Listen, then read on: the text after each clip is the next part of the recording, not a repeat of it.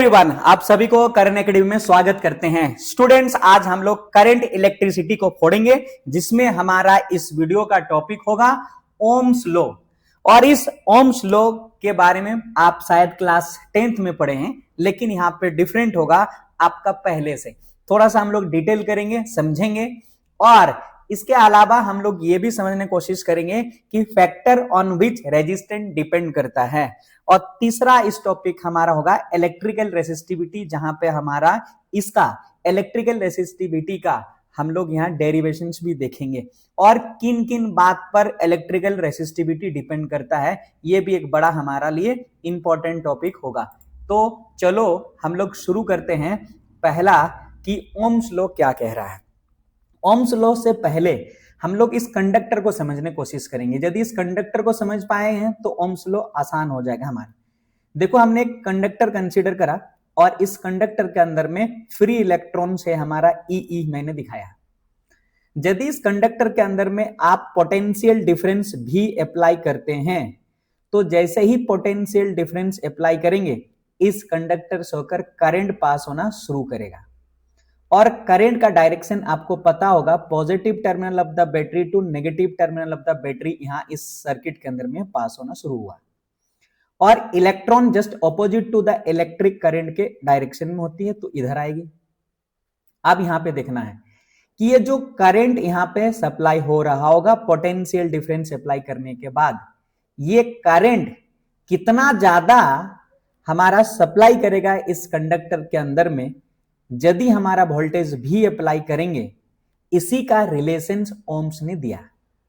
Ohms ने कहा कि द वोल्टेज यानी भी अक्रॉस ए कंडक्टर, इस कंडक्टर के across, is directly proportional to the current, ये करंट के प्रोपोर्शनल होगा flowing through it at a constant temperature. ये कंडीशन है कि आपका कांस्टेंट टेम्परेचर पे ही ओम लॉ आपका फॉलो करता है, अदरवाइज नहीं करती है।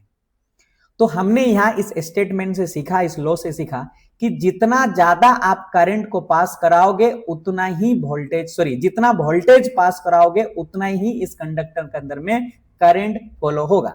यदि आपका वोल्टेज कम अगर इस कंडक्टर के अक्रॉस पास कराओगे तो आपका करंट भी कम होगा।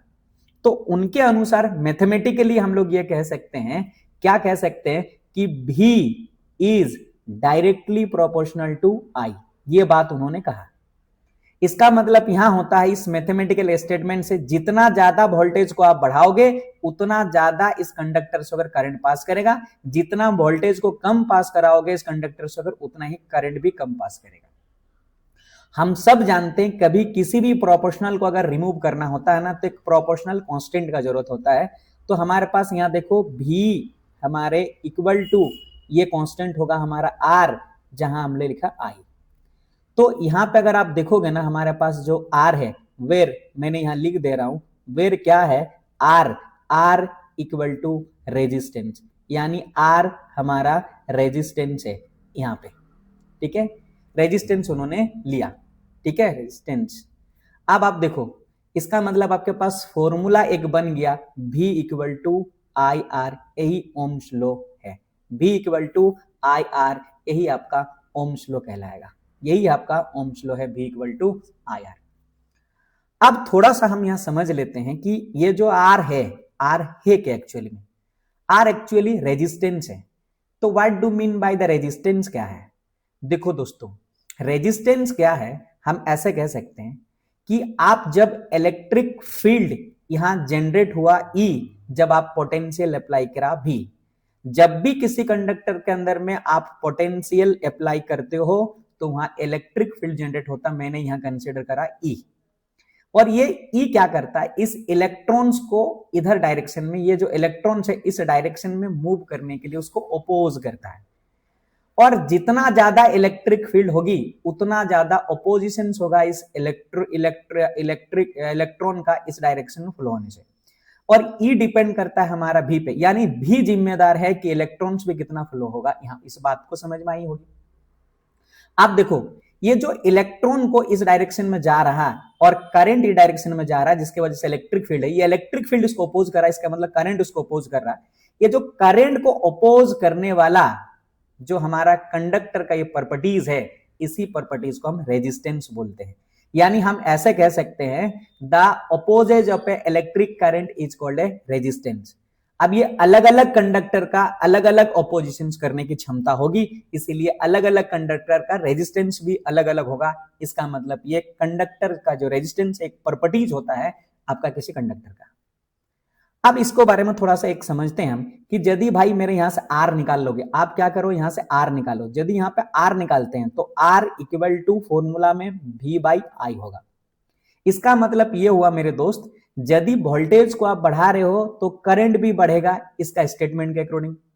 तो आप लोगों को लग रहा होगा कि भाई आर किन बात पे डिपेंड कर रही होगी, वोल्टेज और करंट पे? नहीं, वोल्टेज जितना ज्यादा अप्लाई करोगे करंट भी उतना ही ज्यादा अप्लाई होगा जाएगा इस कंडक्टर के अंदर में, यानी दोनों का कांस्टेंट होगी, तो हमारा कोई बात पे डिपेंड करेगा ही नहीं कंडक्टर। तो हमें समझ में आया कि R does not depend upon the voltage across the conductor and current flowing through them.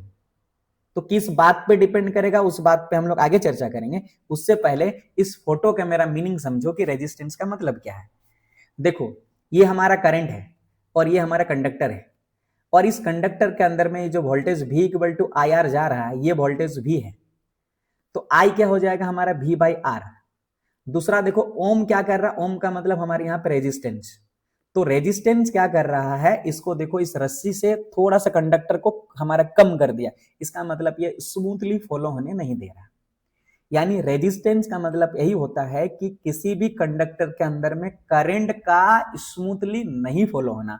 यदि फ्लो हो रहा होगा स्मूथली तो इसका मतलब रेजिस्टेंस कम है, और जितना ज्यादा आपका अगर हो रहा होगा इसको अपोज कर रहा होगा, कौन कर रहा है? देखो ओम, और ओम का मतलब कौन है? रेजिस्टेंस। तो रेजिस्टेंस का मतलब ही करंट को रोकना। जितना करंट स्मूथली फ्लो होगी किसी कंडक्टर के अंदर में उतना रेजिस्टेंस कम होगा, और जितना हमारा स्मूथली फ्लो नहीं होगी उतना रेजिस्टेंस हमारा ज्यादा होगा। इस बात को शायद आप इस फोटो से समझ में आई होगी। आइए हम लोग ये समझते हैं कि भाई आर किन बात पे डिपेंड करता है। तो इसके लिए क्या करना पड़ेगा, हमें एक कंडक्टर को ही देखना पड़ेगा, कंडक्टर का किन बात पे ये डिपेंड करता है।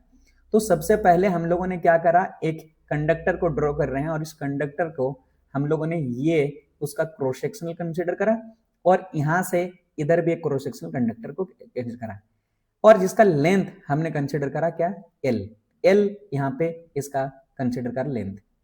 और दोस्तों ये वाला जो है ना, ये वाला पोर्शन, ये वाला आपका ये क्या है, ये वाला पोर्शन को हम लोग बोलते हैं क्रॉस सेक्शनल एरिया। तो ये क्रॉस सेक्शनल एरिया को हम लोगों ने ए कंसिडर करा। अब देखो, यदि बोल रहे हैं कि यहाँ पे फ्री इलेक्ट्रॉन्स है और इलेक्ट्रिक करंट को रोकने वाला को रेजिस्टेंस कहते हैं। भाई जितना ज्यादा हमारा रोकेगा इलेक्ट्रॉन्स को उतना करंट को रोकेगा, वही हमारा रेजिस्टेंस कहलाएगा। अब सोचो थोड़ी देर के लिए मैं क्या कह रहा हूं कि इतना दूर तक आपका, इतना दूर तक इलेक्ट्रॉन्स आया, इसका मतलब इतना ज्यादा ऑपोजिशन झेलना पड़ेगा, और यदि बीचों बीच आ गया इलेक्ट्रॉन्स तो उतना और ज्यादा झेलना पड़ेगा। अगर पूरा आ गया इसका मतलब पूरा ज्यादा झेलना पड़ेगा। तो हम लोगों ने ये सीखने को मिला कि जितना ज्यादा रेजिस्टेंस होगा उतना ज्यादा लेंथ, अगर जितना होगा उतना ही रेजिस्टेंस होगा। यानी लेंथ को बढ़ाएंगे तो ऑपोजिशन ज्यादा समय तक झेलना पड़ेगा उस कंडक्टर को फॉलो करने के लिए, एक एंड से लेकर दूसरा एंड। तो हमको ये समझ में आई, पहली बात ये है कि resistance is directly proportional to length of the conductor होगा। ये तो पहला बात हमको समझ में आया, जिसको हम लोग कंसिडर 1 कर लिए। दूसरा बात मेरा दोस्त यहाँ पे क्या हो रहा, देखो तो अगर कह रहा हूं कि कंडक्टर का जो क्रॉस सेक्शनल एरिया है ना वो कैसा होगा, एक समझते हैं हम। आप सबको समझते होगा कि सिल्वर का जो कंडक्टर होता है, उस सिल्वर का कंडक्टर में हमारा सबसे अच्छा इलेक्ट्रिक करंट पास होता है। क्लास 8, 9, 10 क्लास से आप पढ़ते आ रहे हो। इसका मतलब हमको समझ में आता है कि नंबर ऑफ फ्री इलेक्ट्रॉन्स इसमें ज्यादा है, इसीलिए ये अच्छा कंडक्टर है। और ज्यादा अच्छा कंडक्टर होने का मतलब है कि रेजिस्टेंस उसका कम है, स्मूथली करंट फ्लो हो पा रहा है, इसीलिए अच्छा कंडक्टेंस है। अब आप सोचो कि बोल रहे कि नंबर ऑफ फ्री इलेक्ट्रॉन्स अगर ज्यादा है कि नहीं, नंबर ऑफ फ्री इलेक्ट्रॉन्स ज्यादा है तो उतना अच्छा कंडक्टर है। अब इस कंडक्टर जैसे सिल्वर का है ना, इस number of free electron same होगा, चाहे आप इतना बड़ा ले लो, चाहे आप छोटा ले लो, या एरिया बड़ा ले लो, या फिर हमारा वो ले लो। लेकिन अरेंजमेंट ऑफ इलेक्ट्रॉन्स अगर एरिया ज्यादा होगा क्रॉस सेक्शनल एरिया, तो हमारा दूर दूर हो जाएंगे। अगर आप सोचो कि ये वाला अगर हमारा ज्यादा हो गया, यानी ज्यादा एरिया क्रॉस सेक्शनल का है, तो हमारे इलेक्ट्रॉन्स क्या होंगे, ऐसे हैं। अगर यदि इससे ज्यादा इलेक्ट्रॉन्स कर लिए हो तो देखो दोनों इलेक्ट्रॉन्स को दूर दूर हो जाएंगे, और यदि दूर दूर इलेक्ट्रॉन्स अगर हुआ इसका मतलब कोलिजन कम होंगे और टकराएंगे कम, इसका मतलब रेजिस्टेंस कम होगा। यानी एरिया अगर बढ़ा देंगे तो रेजिस्टेंस कम होगा, और एरिया को कम कर देंगे तो रेजिस्टेंस ज्यादा होगा। ये बात मेरा समझ में आया। इसका मतलब हमारा इनवर्सली प्रोपोर्शनल यहाँ पे रिलेशन दे रहा किसके साथ, रेजिस्टेंस का एरिया का। तो हम ये कह सकते हैं कि R is inversely proportional to 1/a, मतलब area of the cross section, जिसको हम लोग यहाँ इक्वेशन 2 कंसिडर कर लें। अब यहाँ पे देखो तो ये L है और ये हमारा क्या है 1/a है, और इधर हमारा लेफ्ट साइड में R और R है। यदि दोनों साइड R है इसका मतलब राइट साइड वाला वैल्यू भी इक्वल हो जाएगी। तो हम लोग ये भी कह सकते हैं कि R directly proportional to L/A। और अगर यहाँ पे अगर देखोगे इस प्रोपोर्शनल को यदि हम रिमूव करना चाहते हो तो एक हमारे पास वो चाहिए, तो रेजिस्टेंस इक्वल टू यहाँ पे रेसिस्टिविटी होती है जिसको हम लोग रॉ बोलते हैं L/A। तो हमारा प्रोपोर्शनल कांस्टेंट क्या हो गया, यहाँ पे प्रोपोर्शनल कांस्टेंट हो गया हमारे पास क्या, रेसिस्टिविटी। क्या बोलेंगे इसको हम लोग, रेसिस्टिविटी।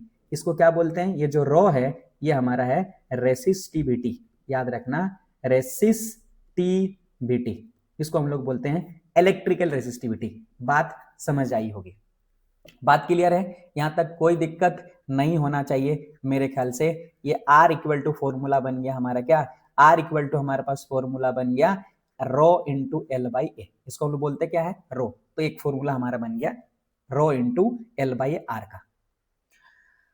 अब आप देखो हम क्या करते हैं ना, इस इलेक्ट्रिकल रेसिस्टिविटी को हम पता करना चाहते हैं कितना ज्यादा होगा, इसके लिए हमको यहाँ पे डिराइव करना पड़ेगा। चलो हम समझते हैं इलेक्ट्रिकल रेसिस्टिविटी रो कितना ज्यादा होगा। देखो एक रिलेशन हम सब जानते हैं कि I इक्वल टू -NE/AV/D। दोस्त ये जो रिलेशन है ये करंट और ड्रिफ्ट वेलोसिटी के बीच का रिलेशन है, और आप सबको पता होगा कि ड्रिफ्ट वेलोसिटी जो होता है ना हमारा VD इक्वल टू -E और ये τ/m होता है। ये जो दोनों माइनस यहाँ पे मैंने शो किया है, यदि आप पहले वाले को माइनस नहीं लेते ना तो दूसरे वाले को भी माइनस नहीं लेते, क्योंकि करंट का मैग्नीट्यूड को मैं ले रहा हूं, इसीलिए हम लोग क्या ले रहे हैं, नेगेटिव। यदि मैग्नीट्यूड नहीं होता ना तो नेगेटिव नहीं लेते, कोई दिक्कत नहीं, और हमारा आंसर सेम आएगा, डेरिवेटिव भी सेम आएगा। उसी प्रकार यदि यहाँ पे नेगेटिव ले रहे हो तो इसको भी नेगेटिव लेना, अगर यदि इसको पॉजिटिव ले रहे हो तो इसको भी पॉजिटिव लेना। अच्छा ये जो नेगेटिव है क्या है उसको एक बार समझो। ये जो नेगेटिव है मेरे दोस्त, नेगेटिव आया कहां से, ये मेरे भाई ये नेगेटिव जो आया है ना वो क्या होता है कि ड्रिफ्ट वेलोसिटी के अगेंस्ट में, ड्रिफ्ट वेलोसिटी यानी इलेक्ट्रिकल फील्ड के अगेंस्ट में ड्रिफ्ट वेलोसिटी होती है, इलेक्ट्रॉन का अपोजिट डायरेक्शन होता है, इसीलिए नेगेटिव साइन यहाँ पे लिखते हैं। तो यहाँ पर भी उसी तरह से नेगेटिव आया है।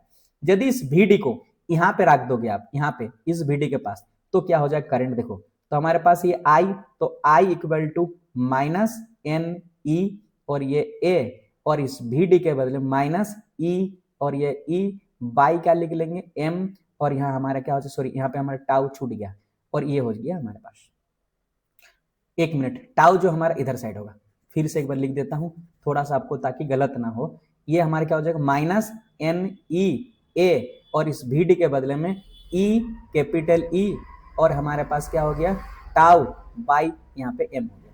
ओके कोई दिक्कत नहीं होना चाहिए। अब आप देखो ये माइनस और इस माइनस पॉजिटिव हो गया, तो हम इसको क्या लिख सकते हैं, I इक्वल टू NE/A, और देखो E जो है ना यहां पर भी E है और यहां पर भी, तो डायरेक्ट मैं E² लिख दे रहा हूं मल्टीप्लाइड करके, A हो गया है, हम लोग यहाँ टाउ लिख दे रहे हैं, और देखो E है ना इसको हम लोग यहाँ E लिख दे रहे हैं, और नीचे में M है तो हम लोग के पास आ गया M।